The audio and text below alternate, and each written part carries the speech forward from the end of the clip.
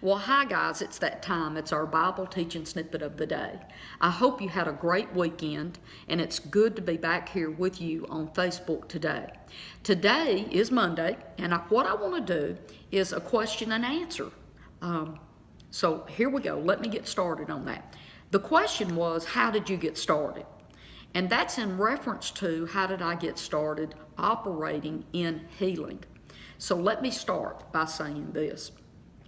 Just a little over 10 years ago, I didn't even believe there was a God. Now, I didn't make a big deal out of it. I didn't cause scenes, and I didn't wear shirts that says, that I was an atheist. But in my heart, I did not. I had gotten to a point in my life and had lived this way for about a little over around 23 years, I would say. So I had to begin 10 years ago believing there was a God and then being born again. And then I didn't believe in the gifts of the Spirit, which also include praying in tongues, which is your personal prayer language. And I'll give you this for free today. Every single believer, if you are a born-again believer, you have a prayer language. Now, you may not know that, you may not use it, but God put it in you, and it's special, just like your fingerprints and your DNA. And that's how personal God is. He wants you to be able to connect with Him in the spirit realm. So the next thing I had to learn was that healing was real. I was at a church service taking communion one day, and I got healed of ovarian cancer. So God showed me through healing me through in communion one day that healing was real, it was biblical, and He still did it today. So all of these different teachings and wrong things, God just laid them down for me through experiences of my own. So I experienced healing, so I knew God's healing power was real. The next thing that God opened to me, I listen to Bible studies and I study, and I've been on fire for knowing God and growing in Him and being more intimate with Him since I got born again over 10 years ago.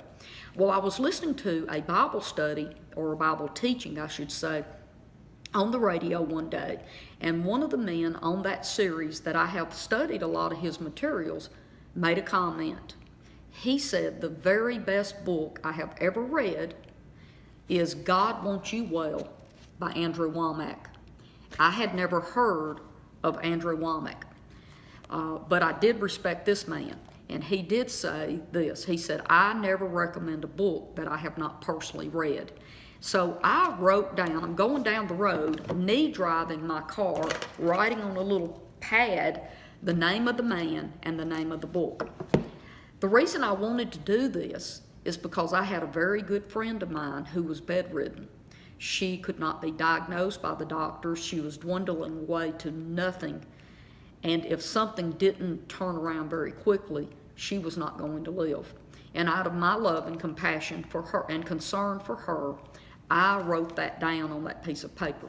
I came home later, not that day, but later, I did Google this, and I found out that all of his teachings were free on the internet. So I decided, well, I'll listen to it and see if there's something in it legitimate that I can pass along to my sick friend. During that series, I got healed. I received healing for a bad back and for a female issue that I'd had for 8 years. Now, I want to say this clearly. I did not start listening to this series so that I could get healed. I thought that my back being hurt was my own fault. I did it, picking up boxes that were bigger than me, slinging them around. I had brought that on myself, and I didn't even expect God to heal me, okay? That was just something I had done to myself.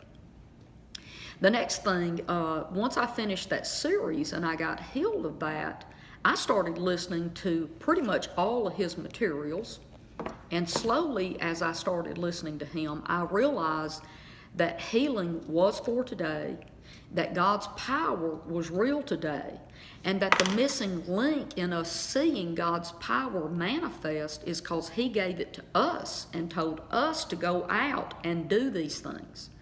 So now I was learning that it wasn't God's responsibility to heal people.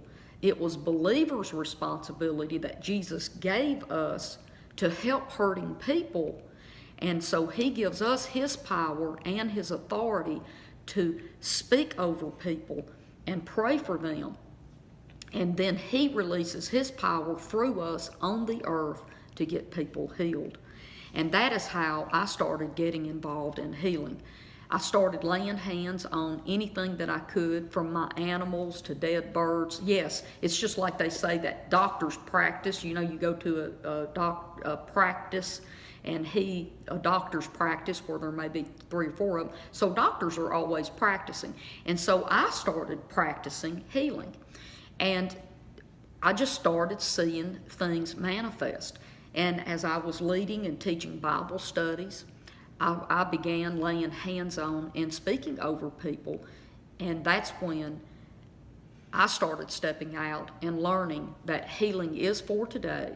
The reason that we don't see it today is we don't expect it. Remember, I've told you in other Bible teaching snippets, your opinion of God will determine what you receive from God. See, my opinion of God has been changing for over 10 years, and every time I raise my opinion of God to a higher level, he meets that opinion level and proves out to me that he's got even more and more and more wonderful things to show me. Now, with that said, I want to tell you something that this teacher, Andrew Womack, taught me. I was listening to one of his teachings, and he said that when he started stepping out believing for God to do miracles and to show him supernatural things, he took the Bible and the Gospels and every miracle and everything that Jesus did, he would visualize himself standing there and doing what Jesus did. Just like he said he saw himself standing at Lazarus' grave, calling out, "Lazarus, come forth," just like Jesus did. So he put himself visually where Jesus is. Okay, and let me give you one more little nugget, and then I'm going to close for today. Later, another Bible teacher, his name's Curry Blake, he said this. He said, "You're going to identify yourself with one of 3 or 4 people. Number 1, you're going to be and identify yourself as a Pharisee, always looking at other people and whether they're right or wrong. Number 2, you will see yourself as a sick person needing something from God. Or you can see yourself as a disciple trying to follow Jesus and be like Jesus. Or you can see yourself as Jesus, a new creation, a son of God with the right and the authority to do God's will on this earth, just like Jesus did when he was here, because that's what Jesus wanted you to do, is he wanted to come, show you who he was, bring the kingdom of heaven, put it in you, and you walk out being a son or daughter of God, picking up where Jesus left off. And from that moment forward, I tell you, I just see things so differently now. I'm going to wrap it up today, guys, and I thank you so much for sharing these teaching snippets, and I hope everyone is growing up into Christ, as the Bible has told us to do, for us to grow up in the fullness of Christ. God bless you, and I'll see you again tomorrow. Bye-bye.